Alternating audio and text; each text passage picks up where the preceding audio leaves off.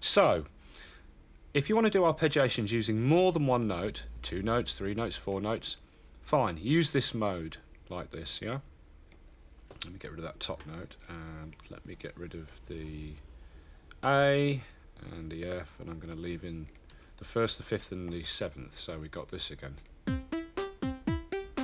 Okay, so that all works fine, and you can set the intervals you want and use how many notes in the arpeggiation you want, and as long as they're within this range, and this range hasn't reached an octave, everything will work. In down mode, you get this.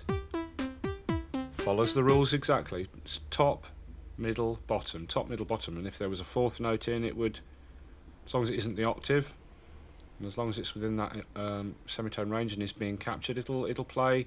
Oops, sorry. It'll play 4 steps working down. 1, 2, 3, 4, whatever those pitches are, like this. And just repeat that. Okay. In up-down mode, what do we get? I'll just slow that down so you can hear it. I'll slow it down to 60. And just get my pattern recentered. Like that. Okay. So, in up-down mode, let's just have 3 notes. In up-down mode, we get this. As you'd expect, 1st, 2nd, 3rd, 2nd, 1st, 2nd, 3rd, 2nd, yeah? And if I put in a 4th note, again, as long as it doesn't reach the octave, and as long as that octave range isn't set to 12, it's something below 12, we get what you'd expect. 1, 2, 3, 4, 3, 2, 1, 2, and yeah. So we're getting it going up 1, 2, 3, 4, and then back down 3, 2, 1, and then it starts again back up to that one and cycles back around to the beginning again. So all the rules work. Okay, so this is what I've found from using this arpeggiator in Cubase in this version. Whether or not any of these issues or quirks or bugs and have been solved in the future. If you're using multiple notes to define a step between notes in the arpeggiation rather than wanting to use octaves, whether it's 2 notes, 3, 4 notes or whatever, as long as this semitone range is below an octave and as long as one of the notes doesn't hit an octave above, it will follow the rules as you'd expect, up, down and up, down and in up-down mode, okay? But if you want to get into an arpeggiation utilising a full octave as one of the notes, right, you then want to start using this order on. Okay? And now let's get into what that does.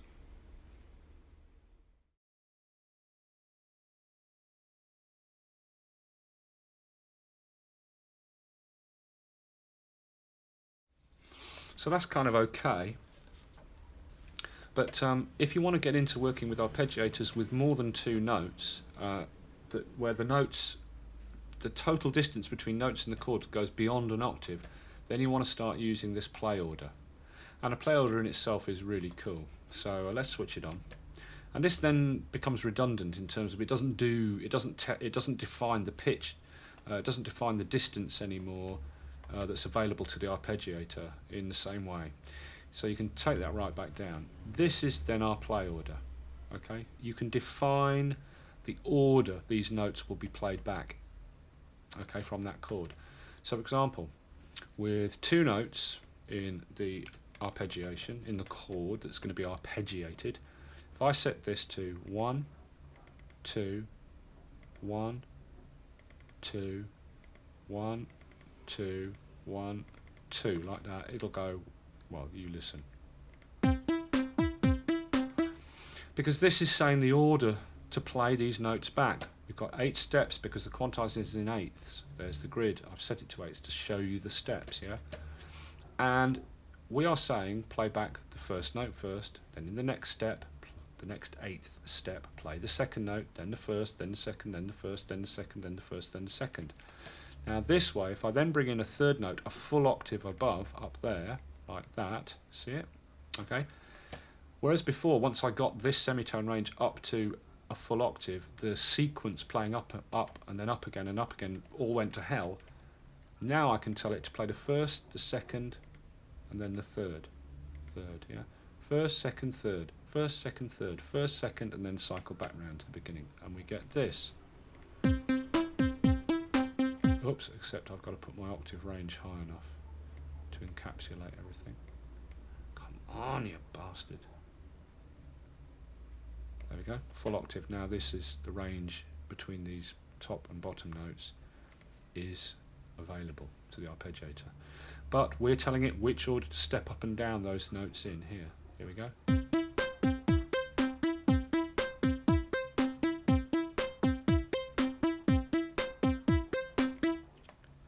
Again, it's not a fully resolving pattern. It's going 1, 2, 3, 1, 2, 3, 1, 2, and then cycling back round. If I wanted it to resolve to the bar, I'd have to add in a fourth note. So I'm going to add in a note here, and then I'm going to tell it to go 1, 2, 3, 4. Yeah, 1, 2, 3, 4. Now it'll play 1, 2, 3, 4, 1, 2, 3, 4, and resolve to a bar. Hello, what happened there? Oh, I've got 2 3s. Okay, 1, 2, 3, 4, 1, 2, 3, 4. And it'll go 1, 2, 3, 4, and then again 1, 2, 3, 4. Here we go.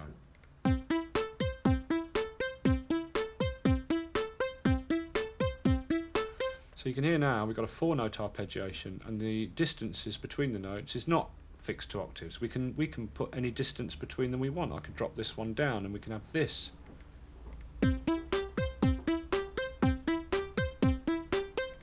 Yeah. Okay, but what happens, you notice we've only got 8 steps here in total for our play order. We happen to be in 8th quantize at the moment, so a full length note is 8 steps. Okay, which is what we have in our play order. But what if I increase the quantize to 16ths? Oops. Now I've only got 8 steps in our play order here.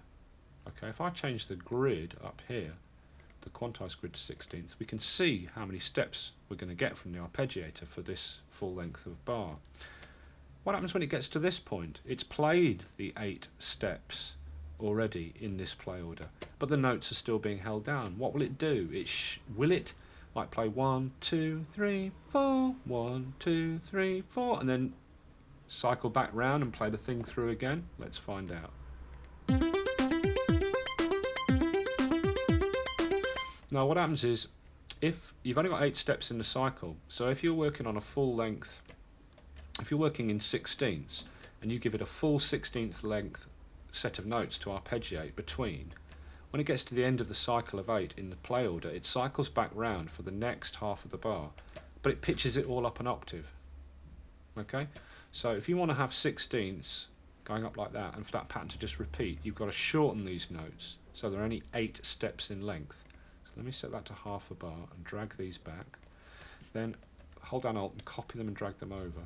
Okay, now what's happening is we're in 16ths, the play order is 8 steps, and it's going 1, 2, 3, 4, 1, 2, 3, 4, 8 steps. So what will happen is it'll go 1, 2, 3, 4, 1, 2, 3, 4. Then the note re-triggers, so it won't carry on playing but an octave higher up.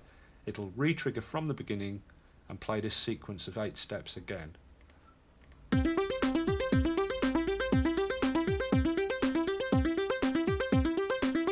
Yeah, I can bring in this invert button here, and we get this. This is kind of like an up down but in reverse order. Okay, if I put this one in, up down, which is the up down key, yeah, nothing happens because it's reached the top and it's recycling back round again. If I put the down arrow on, again, nothing's happening because it's re-triggering before it can play the cycle round again. Okay, but if I put the reverse one on, this invert button, it seems to have a bit of a funny thing that it does. It